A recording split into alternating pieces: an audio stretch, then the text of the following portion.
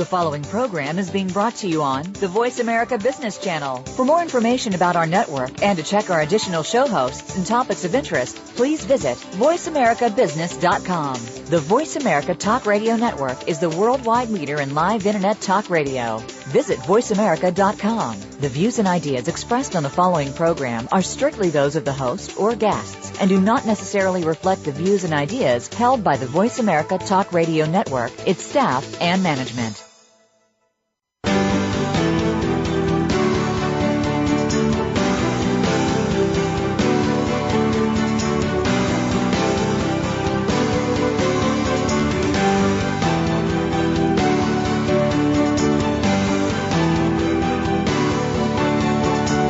Welcome to Strategies for Financial Survival with Michael Figueroa. When financial adversity hits, and it very well may hit you, it's those that educate themselves and use their skills that will survive, no matter what field you're in. Now, here's your host, Michael Figueroa. Welcome, everyone. Good morning. Today, we're going to talk about maybe something that's a little bit boring, but necessary to be able to conduct your business. And that's tax planning, how to set up your books, how to get your organization together on a financial basis. So my guest speaker today will be Carla Keegan. She's a CPA and has dealt with all of the issues that we'll be talking about today for both big and small companies. And when I bring her on, she'll give a little resume of her background. But today, one of the things we're going to look at is what type of entities we should use. And I'm going to be asking Carla questions about that in regards to that issue. So one of the issues that we always look at is, should we be dealing with corporations? What's an S Corp? What's a C Corp? Should we use an LLC? Should we be a sole proprietorship? So again, all of those issues we'll cover. I'm going to talk a little bit about what the legal ramifications are as far as protection for a person that uses these different entities. And then Carla will come in with the tax aspects and the accounting aspects. So let me talk a little bit about the use of a corporation as far as liability is concerned.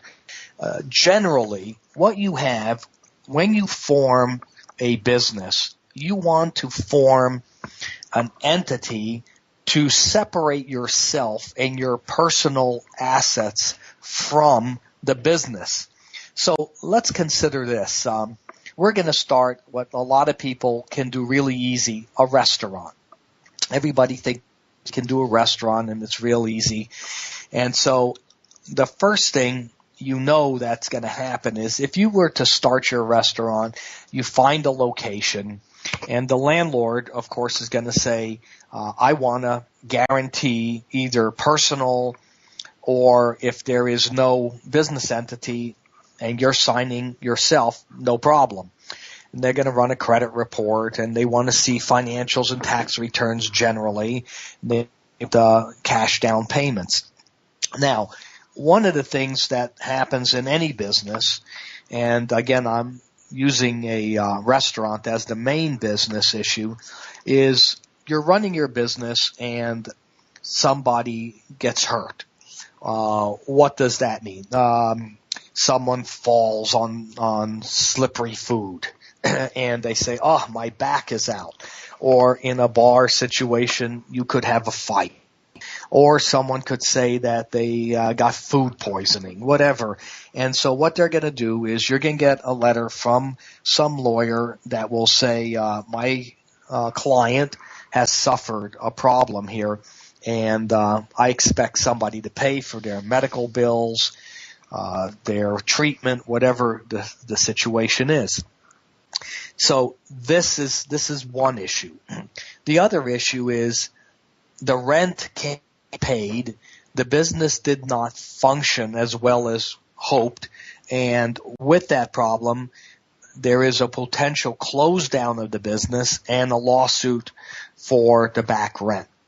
This could also be in regards to utility bills, employee pay, any situation, vendors.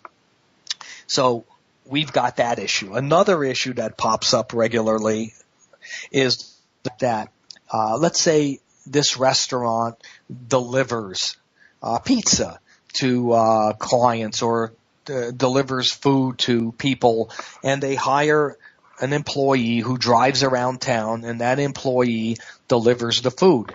Now, what happens a lot of times is, at least what I see, is that employee gets in an accident. They may have run a red light.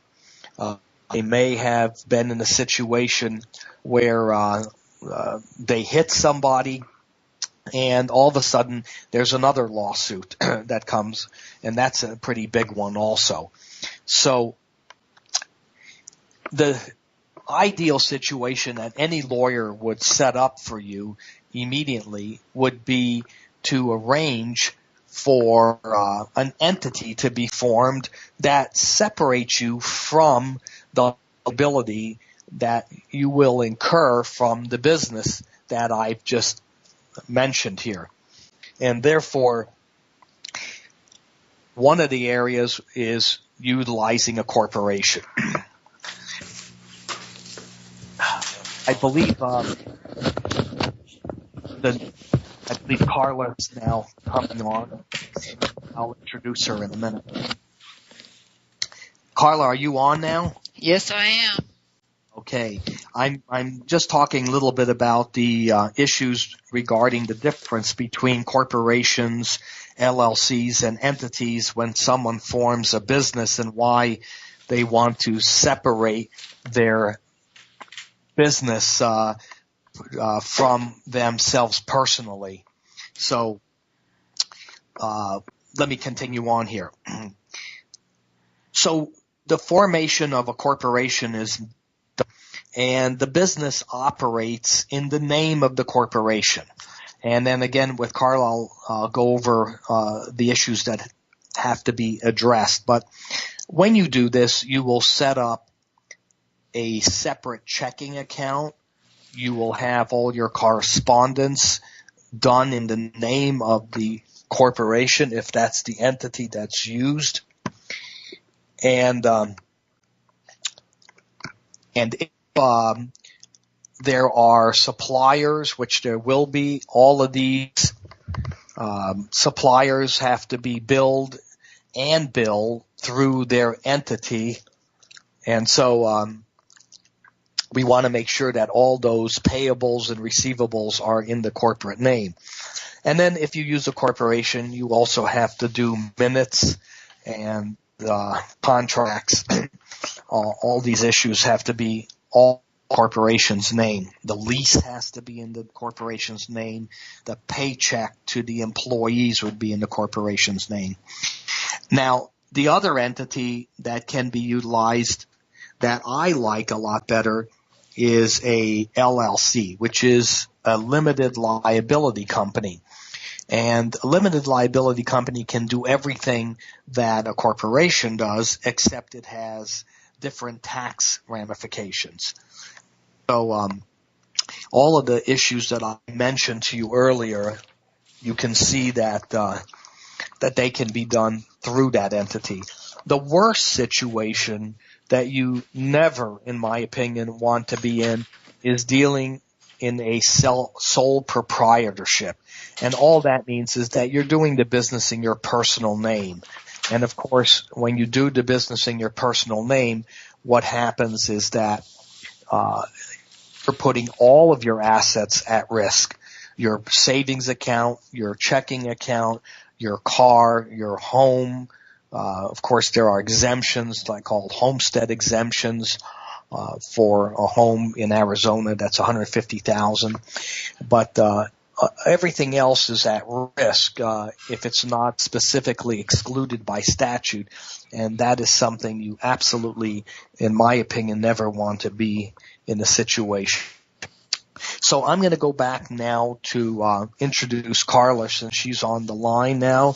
And Carla, give our listeners a background resume on your experience that you have gone through over the years. Well, I got my undergrad and MBA at the University of Arizona over 30 years ago. Hard to believe that I've been doing this that long. I've been a certified public accountant and a certified fraud examiner and certified insolvency and restructuring advisor for many years. One of the things that our firm has done, I originally worked for a national firm, and my partners and I, over 18 years ago, started our own firm so that we could give a little more personal service than we were at the national firm. And also, we love living in Tucson. So we advise a lot of small businesses. And in Tucson, most businesses are small. I mean, you've got a few nationals, but a lot of locals.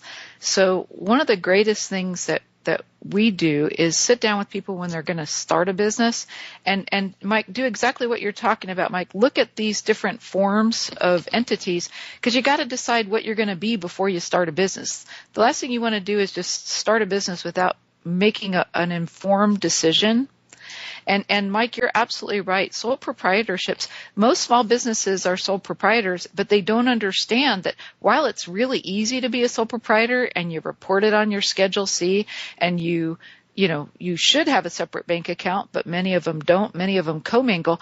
It's so important to separate yourself from your business alter ego. So the farther away you are personally from the business, the better off it's going to be. So our firm, while we do tax and audit and fraud investigations and fraud prevention and detection and a lot of bankruptcy work, one of the greatest things we do is work with people to help their businesses do better, to grow. I got to tell you, people don't think it's important to have good books and records, but Mike, you know how important it is to have a checking account, to have an accounting system, and QuickBooks is probably the easiest accounting system that anybody can use, and it tells business owners where they are from day to day, because if you don't know where you are, how can you make good business decisions? And if you keep your business income and expenses separate from your personal, then you know where the business is as opposed to where you are. So just starting at the beginning to do things right. When you start a business, do it the right way. Set up a separate entity, whether it's a partnership, a corporation, an S corporation, a limited liability company. If you're just selling necklaces or jewelry at the street fair twice a year, maybe it's a little much to form a corporation or an S corporation.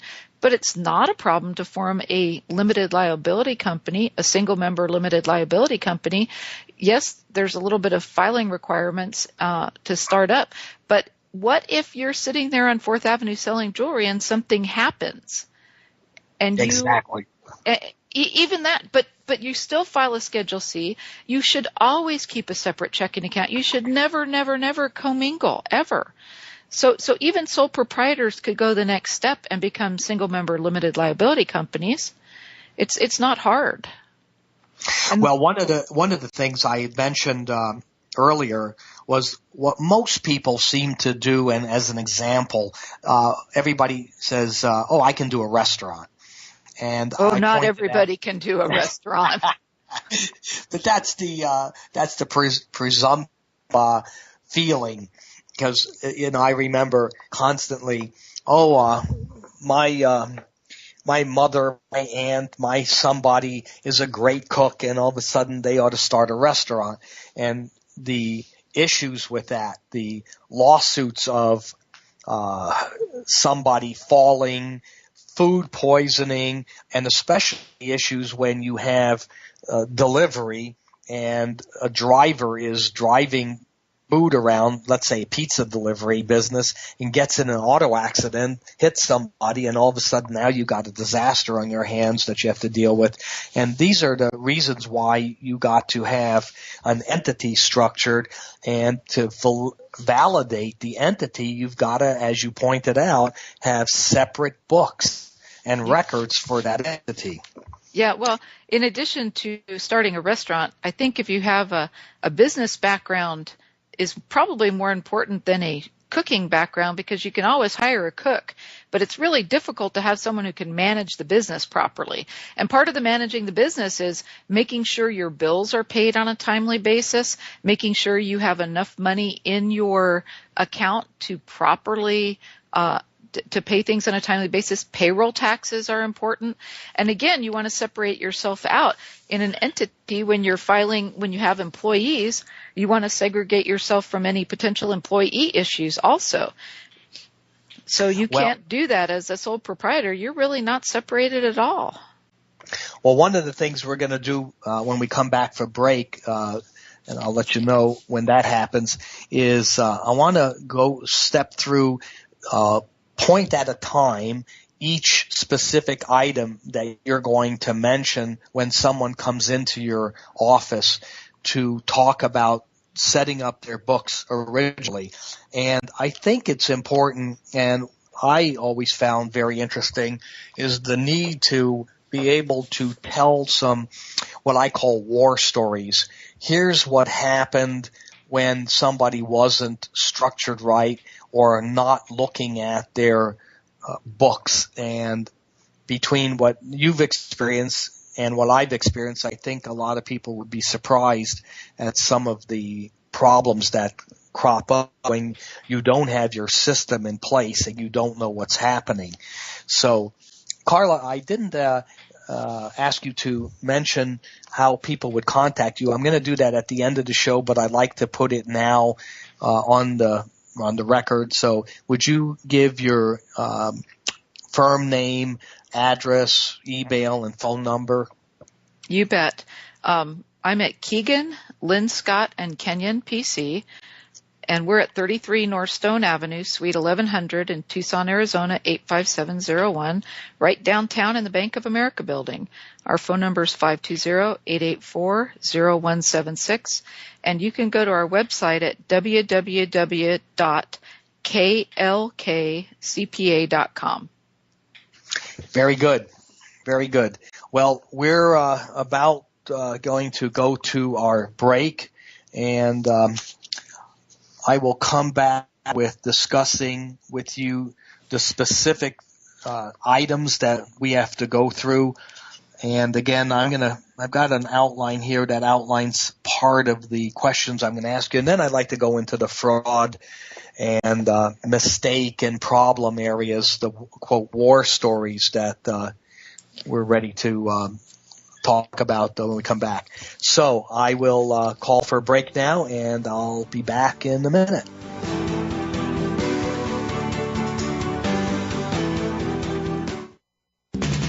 We're always talking business. Talk to an expert. Call now toll free 866-472-5790. That's 866-472-5790. Voice America Business Network.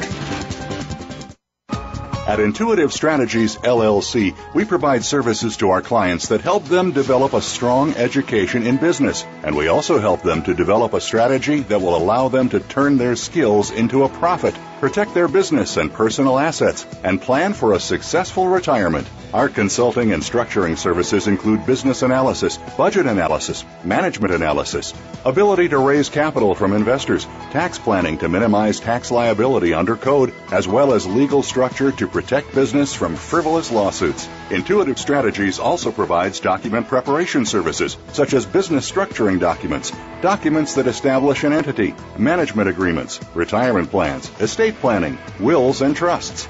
Let Intuitive Strategies help you with your business. Visit intuitivestartup.com or call us in Tucson at 520-425-8759. Visit intuitivestartup.com today.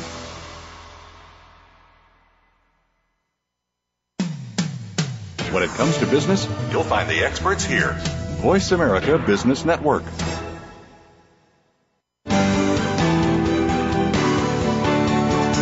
You are listening to Strategies for Financial Survival with your host, Michael Figueroa. If you have a question or comment about the program, please send us an email to support@intuitivestartup.com. That's support@intuitivestartup.com.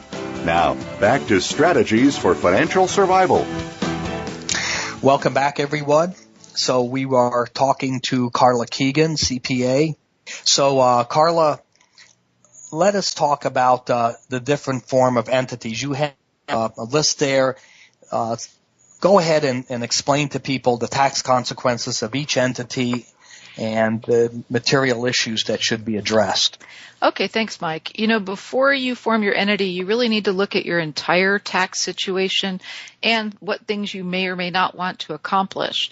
So starting, as Mike did, with sole proprietorship, pretty much there's almost no requirements other than you probably need a business license and you just file a Schedule C. Everything goes on your Schedule C. So when you're a sole proprietorship, however, a lot of times the IRS looks at something called the hobby loss rules. And if you are a sole proprietor and you lose money in 3 out of 5 years, they say, are you really a business or is this really a hobby? And again, going back to my example, folks who do jewelry, a lot of folks like to do jewelry and they go to a few street fairs a year or do arts and crafts fairs. But if you're not making any money in 3 out of 5 years, the IRS can disallow that and call it a hobby. And again, because it's the lowest form of ownership, being a sole proprietor, and if you have another job, the IRS is likely to look at it and say, hey, this really isn't a business, it's a hobby, and we're going to disallow the losses. So that's the sole proprietorship. With a general partnership, if you have 2 or more people who are wanting to do business together, you can be a general partnership, form a general partnership. You still want to have books and records, but generally you have these partners wanting to share equally, or in the more or less equal you are, the more requirements you have. But a general partnership may be a taxable entity or not a taxable entity. But again, everything flows through. You have a little bit more protection. But general partners generally are liable for everything, so you get not as much protection as you would in a limited partnership. In a limited that's one thing I'd like to point out to everyone is that when you are a general partner, you are liable for everything that you or your partner gets involved in. And what that means is if your partner goes out and buys supplies and equipment for the business and you don't know about it or you didn't approve it, technically that creditor can say that that partner has bound the business. The business is liable for it because that creditor doesn't have to investigate whether Joe has the authority to buy and charge things to the business. So general partnership is a very dangerous thing to have. Carla, go ahead. You're going to go on to limited liability companies. Yeah. So then from a general partnership, actually I want to do limited partnership first. Sometimes you can have a partnership in which somebody is the general partner. Always somebody needs to be the general partner, but you can be an investor via a limited partnership and have limited liability as a limited partner. And so it's for joint owners who want partnership tax treatment and some non-managing investors. So in other words, sometimes you get a piece of real estate and you'll have a general partner who manages things from day to day, but the limited partners put in money to buy the real estate. And so the limited partners have limited liability. They're not liable for anything. They put in $10,000. They can make money or they can lose their $10,000, but they're not required to put any more money in. They may get diluted if there's additional capital calls, but they're never required to put any more money in. And if there's a problem with the partnership, a limited partner isn't held liable. Payroll taxes being an example. A general partner can be held liable for unremitted trust fund portions of payroll taxes, but limited partners never are. Any business assets that are purchased, limited partners don't sign guarantees, general partners do. So again, if you want to invest something, a limited partnership is not a bad thing.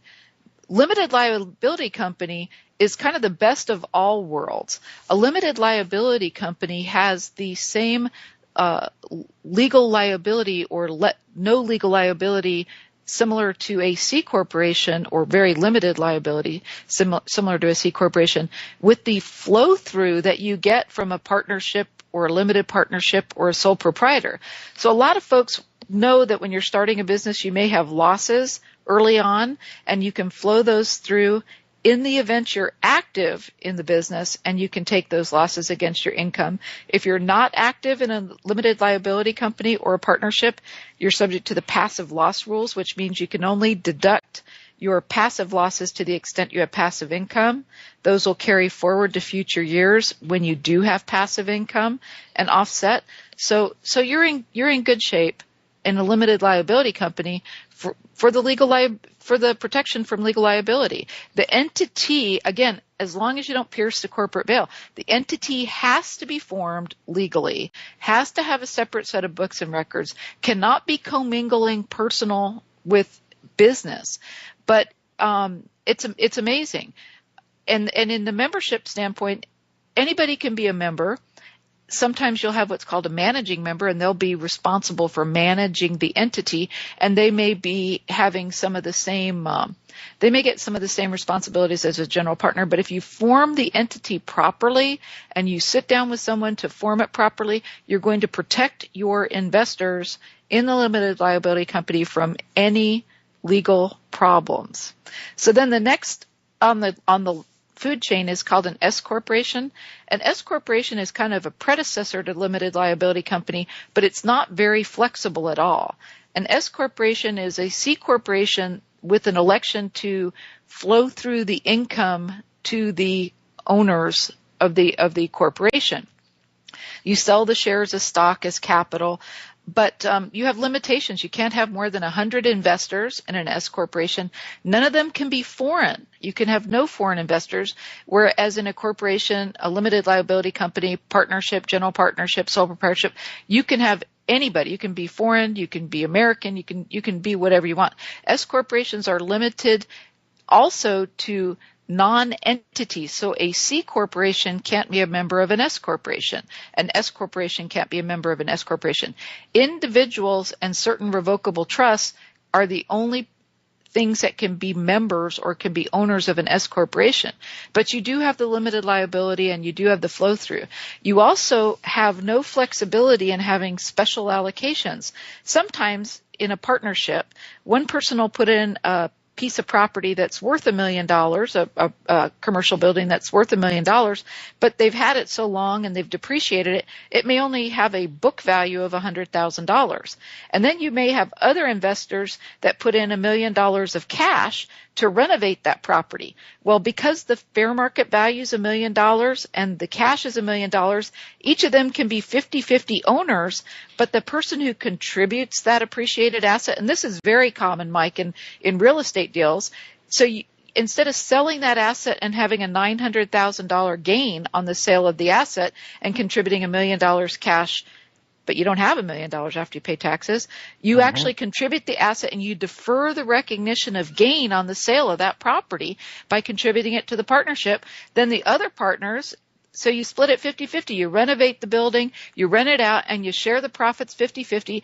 Only when you sell that building will you have a special allocation of gain to the person who put that building in the end. So you're deferring the recognition of gain till the end. You can't do that in an S corporation. Can't do it. Can't have any special allocations. It has to be vanilla to be an S corporation. But a lot of folks did S corporations. You know, Mike, you and I have been around a long time. When S corporations were de rigueur, they were the thing to do because LLCs hadn't been invented yet. I mean, it's hard to believe, Mike, you and I have been around before computers and before LLCs. I remember punch cards. But yeah. I used to learn, I did teach myself at one time when I was a kid how to write Egyptian hieroglyphics. So I sometimes had to chop writing on the walls in Egyptian fashion.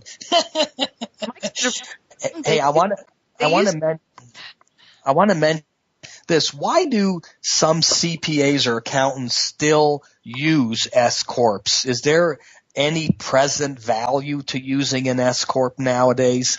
Well, you know, S corps are still good in certain situations. If you have a very vanilla deal, in other words, if you are going to put money in, you're planning on making money, you're planning on making regular distributions, you have 50-50 or you have 4 people, it's still not a bad deal. In an S corporation, actually, there's one thing in an S corporation that happens that doesn't happen in a limited liability company. In the event you have cancellation of debt income in a C corporation or an S corporation, you are looking at it doesn't flow through to the individuals, whereas in all the other forms it does. So in a C corporation and an S corporation, if there's cancellation of debt, you're looking at the insolvency of the entity, as opposed to in all the other forms, you're looking at the insolvency of the underlying investors, whether they're insolvent, whether they recognize cancellation of debt income or not. So if you're going into a high-risk adventure that's got some upside, but it also has some potential downside, an S corporation, as long as you don't have any foreign investors and you don't have any special sharing requirements, if there's a possibility you're going to stick your neck out and have cancellation of debt income, you wouldn't want to incur that in an LLC or a limited partnership, a general partnership, or as a sole proprietor. You'd want to be in an S corporation or a C corporation, and then the advantage of the S corporation is you would get those losses flowing through to you in the early years. Whereas in a C corporation, everything stays at the C corporation level. In a C corp, anything that comes out would be either wages that you pay someone or dividends. But the corporation pays tax, and there's a double tax because when it goes back to the investors via dividends, there's a second level of tax. And as a result of the fiscal cliff, that special 15% dividend treatment is going up to normal ordinary income. So you would have 35% corporate tax. You do a dividend distribution. With the fiscal cliff, it's going up to 39.6%. So you're going to pay tax on $100,000 first at 35%. Then you're only going to have $65,000 to come through. And then the person who receives it's going to pay, just round it to 40%. So you're really ending up with not very much money, are you? Yeah, that's right. Hey, there's something here that you triggered that I'd like to explore. Debt forgiveness income. A lot of people are looking at situations that relate to the fact that they're going to lose their home and they're going to have their second mortgage go away. So that's situation one, and what would be the tax ramifications of that.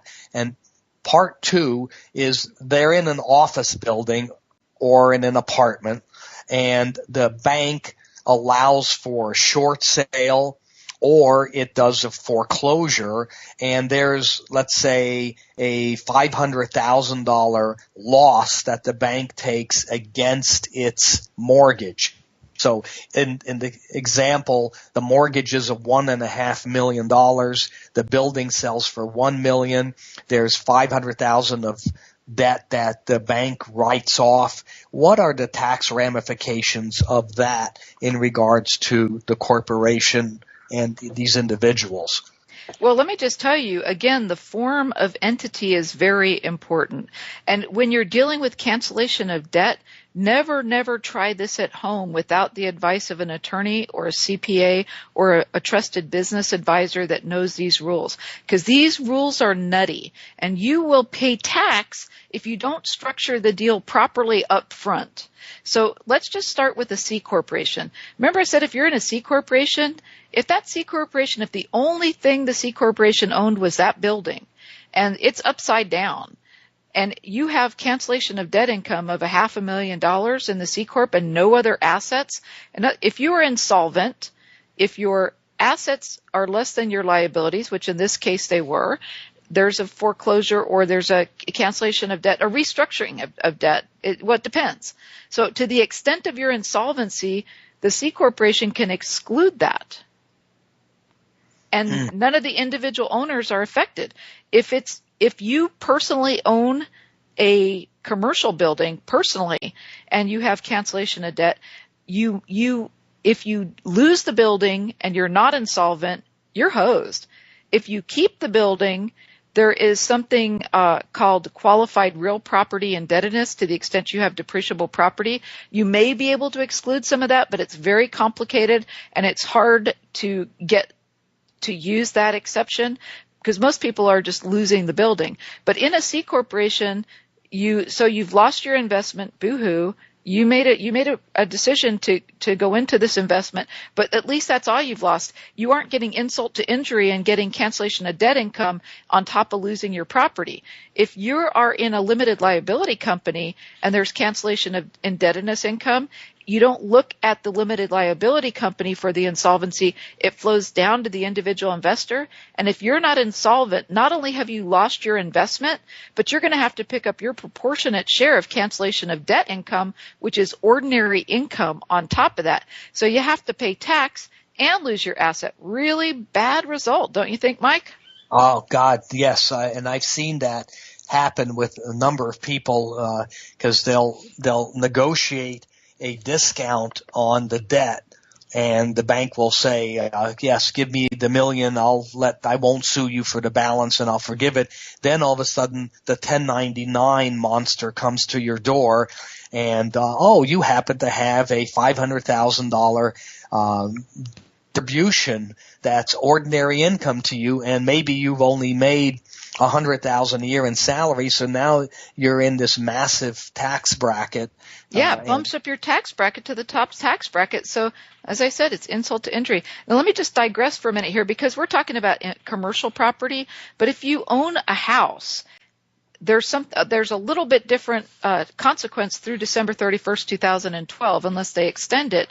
And that is there's up to a $2 million exclusion from income on cancellation of debt income in the event you have COD, cancellation of debt, from a personal residence. So in the event there's cancellation of indebtedness from a personal residence, then you may be able to exclude it up to $2 million. Now that sounds like a lot, but remember in New York City, this is a nationwide rule. In New York City, you're getting a 900 square foot apartment in a good area for $2 million. As opposed to in Tucson for $2 million these days with housing prices the way they are, you can live in a McMansion. So yes, that's right. so the $2 million is puts a little more in perspective. But if an individual buys a residence and has recourse debt and goes out and takes out a second mortgage for which they improve their house, and then that there is a foreclosure and there's a whole calculation that goes into how much is cancellation of debt and how much is a deemed sales price, which is subject to gain or loss, and individuals can exclude up to $250,000 per person if they're married filing joint or single. Then what you really need to do is take a look at how much can be excluded. So let's take an example. Many people go buy a house, right, Mike? You buy a house and you mortgage it. In Arizona, we have something called anti-deficiency statutes, where if you're just buying your house and it's not more than a 2-family unit, like a duplex, so you can have a single house or a duplex or a piece of property with two houses on it, no more than 2 residences, not more than 2.5 acres, then under Arizona law, if they foreclose, then you don't get cancellation of debt income. It's just deemed sales price is the mortgage amount. It's the sales price minus whatever your basis is. If it sells at a short sale less than your basis, there's no gain. You never recognize a loss on a sale of a personal residence, but there's no gain. So there's no tax and you're in good shape. What has happened? Hold on though, Carla. We have to go to break here. Okay. And hold that thought, and then let's come back to finish that, because I think that's very important for everyone. Okay. We're on break for a minute.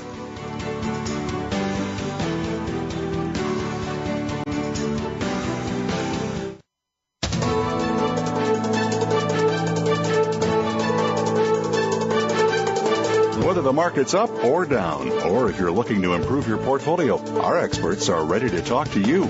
Call now. Toll free, 866-472-5790. That's 866-472-5790. Voice America Business Network.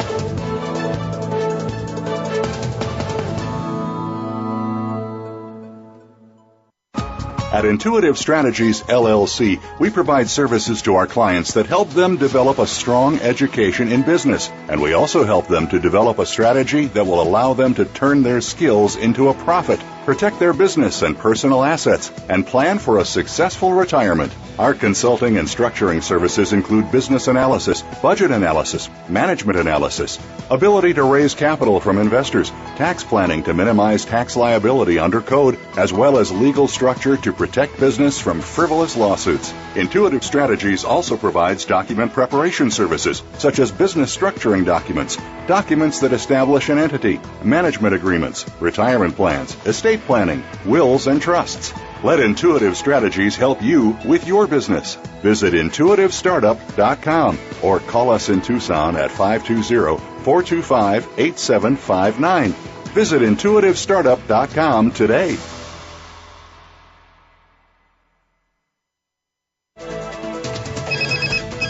Up-to-date business and financial news. Call now and get the financial information you need. 866-472-5790. 866-472-5790. The experts are here. Voice America Business Network.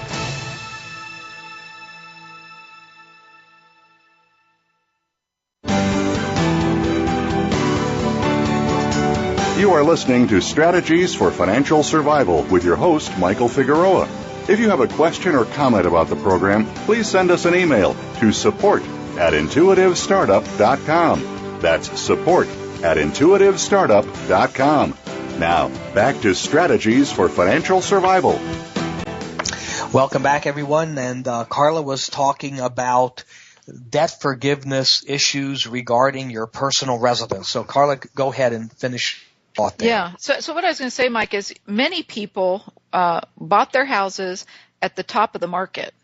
Then they went out, and because interest is not deductible unless it's home mortgage interest or up to $100,000 of home equity line of credit interest, many people then went out because values kept going up for a while there and took out up to $100,000 to go buy a car, pay for college tuition for their kids, take a vacation.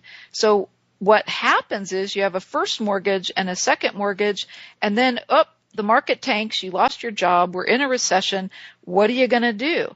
When you take money out of your residence, based on a debt on your residence, and you take it out and you don't spend it on your residence, that money is not subject to the principal residence exclusion, that $2 million. And a lot of people are caught up short because they think, well, the first and the second, they're both on my house. Why aren't they subject to the anti-deficiency rules? Well, you didn't use it to buy your house, did you? You used it to buy other stuff. If you took it out to add a casita to put your grandma in the casita next to you, or move your mom in, or a relative, or just decide to build a home office, you use that money for that. You may be able to exclude it, but you cannot exclude it on money that you took out for anything other than to either refinance your debt at a lower interest rate, so existing debt at a lower interest rate, or to buy or build a new structure. But that $2 million is going away. If anybody is underwater, cut a deal with your bank now. Make sure you talk to your professional. Make sure it's proper. It has to be your primary residence. It cannot be your second home. It can't be anything other than your primary residence, which is where you are living and file your tax return out of. A lot of people have 2 or 3 homes in 2 or 3 states. It's the one that is your tax home, is your primary residence. And you can exclude up to $2 million. So do that now, because if you wait to renegotiate until January 1st and you have some debt that's canceled, you're going to pay tax on that. Well, I know that's a major concern for a lot of people. And when I deal with the asset protection issues, these on commercial transactions and not on the residential ones that are excluded. As you pointed out here, the lender will sue the maker, the borrower, either due to a guarantee or because the borrower is a human being, and look to take other property and assets from the borrower to satisfy that debt. And there's something that I'd like to have you mention a little bit of. Just because someone receives a 1099, my understanding of the law and the cases that I've read, and there's a regulation, if you get a 1099, but the lender is still chasing you, whether they're sending you demand letters to pay or we're going to sue, or whether they actually filed a lawsuit to collect that money, my understanding from all of this is there is no gain recognized. And how do you handle that on the tax return? What do you tell people they have to do?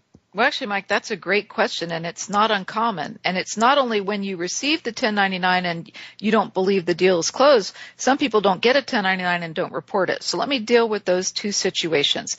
So you get a 1099, but they're still continuing to pursue you. There's a disclosure statement you include on your tax return, and this where having a tax professional is important. There's a special disclosure that you would make on your tax return saying, I've received this 1099 for X dollars, saying that they've canceled my debt. However, here's they're still pursuing me. This matter's not been settled. Therefore, I will properly report cancellation of debt income when this situation has been closed out and when the final number has been negotiated. Because let's say that you have take your $500,000 example, Mike. So there's a $500,000 on this commercial property that goes away, and they say, well, it's a general partnership, so we're going to pursue the general partners, but their accountants just see that the debt went away and issue a 1099-C for COD income. And so the two general partners say, hey, wait a minute, you're pursuing us personally. If you picked up that cancellation of debt income in the year they sent it to you, but then the next year you personally pay them $250,000, then you're kind of hosed. If you put that disclosure statement in, and then in the following year when you settle it, you say, here was the 1099-C for $500,000. This is the additional amount that we had to pay in to settle because of the personal guarantees personally in this general partnership. Therefore, the cancellation of debt income is only $250,000. You've reduced your taxable income by $250,000, and you've properly matched the timing of the recognition of the income to when you've actually got it settled. The other thing that happens is sometimes banks don't get around to recording things in a timely manner. I know that's hard to believe. And so it may be a few years later that someone's auditing a file and says, oh, wait a minute, we never sent out a COD income. You should be reporting COD income in the year that you know the COD occurred, the cancellation of debt occurred. So again, you do a disclosure statement and a protective statement and say, here, this is the transaction. Here's the COD income this year. And the reason it's important is you might be insolvent in that year, but 3 years later, you got back on your feet, you're not insolvent. You may not be able to exclude it in 3 years, but right now you are insolvent. And your insolvency, again, is your assets minus your liabilities. If they've taken your main investment away from you and your house is upside down because you bought it at the height of the market and you don't have any money in savings and you don't have any money in retirement, you might be able to exclude 100% of that COD income. You want to do it in a year that you're insolvent. So you you file a protective measure and you say, this is the transaction. Here's what occurred. I did not receive a 1099 for the cancellation of debt income, but I'm reporting it here, and then I'm excluding it on Form 982 because of insolvency, and therefore you've got that on file. So 3 years later, when you get the 1099, you would then file another disclosure statement saying this was properly reported on my 2012 tax return, see attached, and this is inappropriate. The bank made a mistake. Very good. So people need to understand that if this has occurred, they need to deal with it now rather than let it come about at a later time. Because the case that I read talked exactly about what you just said in regards to that. Carla, go ahead if you have anything else on these tax issues, because I'd like to, before we close out, and we got some time, I'd like to have you give some war stories of when you start a business, things that as an owner you would advise your people to do to make sure that there's no embezzlement. What are the main areas that you see that pop up and all of a sudden your client says, oh my God, I had no idea that this was going on? Well, we'll go back to your restaurant. Restaurants do not buy a restaurant. Here's my advice. Never, never, never, never buy a restaurant. Never own a restaurant. Never invest in a restaurant. So we'll start with that, because restaurants are it's so easy for people to steal from you. So first, you protect yourself by being in a proper format to save yourself from legal liability, but then you need to do something called internal controls. And I know it sounds ominous, but controls are very important. That is, the more control you have over the financial control you have over your organization, the less they can steal from you. And you know, fraud is everywhere. And I keep telling everybody's like, oh, there's so much fraud now. No, fraud's been around for a long time, from ancient days. Fraud has been around. Nobody really notices it until you're in a financial pinch. So if you have a restaurant that's been doing well because it's an up economy, it's the winter, you're in Tucson, Arizona, you got the snowbirds, you're probably not going to notice fraud as much as when you're in a bad economy in the summertime in Tucson, Arizona. So in July, you're more likely to figure out somebody stealing from you than you are in February during the gem show, right? So in a restaurant, controls are important. You have to separate duties. There's some really good shows on TV and that you can see these days where they put cameras in. You can see what people are doing. And I have a client that's a smaller business that put cameras in and they tell their employees they have cameras, they have 4 cameras, and they have a little screen that shows you can fast forward, but it's where all the cash is and where you're giving out product. And they tell the employees, if you steal, we will fire you and we will catch you. And all the time they think they're being so sly. Their friends will come up to the window, they'll give them money, they'll put it in their pocket, they'll give them a free product, or they'll just give their friends free products. But sometimes their friends will give them $1 when it's $5, and they'll keep the money, and it's caught on the camera. Guess what? They have fewer people stealing and more people being fired than a lot of restaurants that have bars. Bars is the number one place where your bartenders steal. And I know I advised a client to put in cameras in their bar, and they said, no, it's expensive. I said, but your bartender's stealing from you. And their answer was, our bartender steals less than other bartenders in town. Seriously.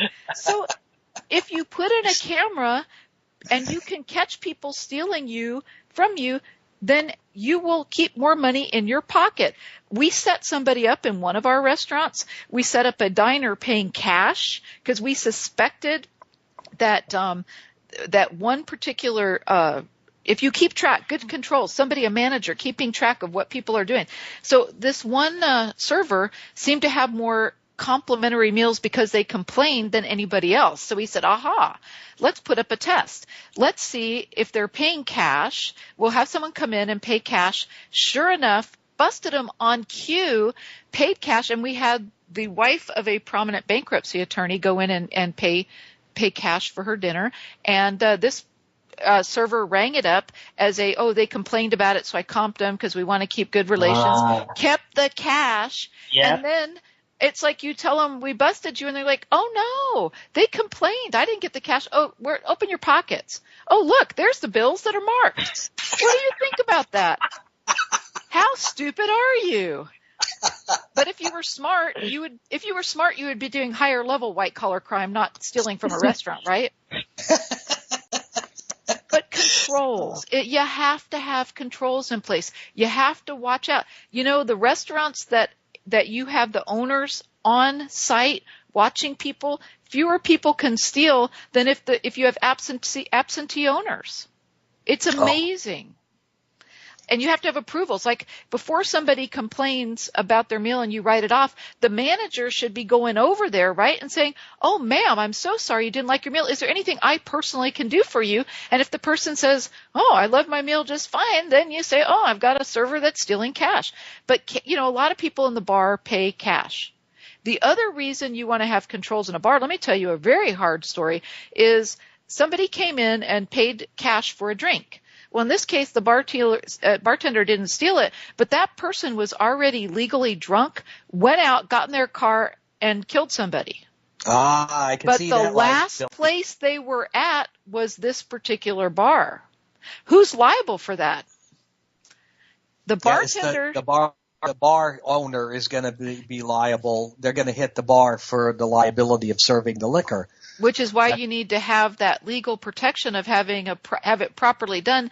And in the bar, if they had better controls over, the bartender had so many people and it was cash. He didn't know how many drinks he'd served this person. If they had had a camera, Mike, in that bar, and they had a camera showing that person coming in, having one drink, and walking out, because the person didn't have a credit card. If they'd had a credit card, we could have proved they had one drink, right? But if you had a camera in that bar, not only can it protect you from the bartender stealing from you, but you can also protect yourself from a legal liability standpoint to show if a guy comes in at 8 o'clock on a Friday night, has one drink and leaves, reasonable expectation that that person's not drunk, right? That's correct. But if you have a camera and someone's had 6 or 8 drinks and the bartender's not paying attention, then you've got a problem. We're going to be closing off here. I'm glad that we got your name and contact information, Carla. And so looks like we're out of time.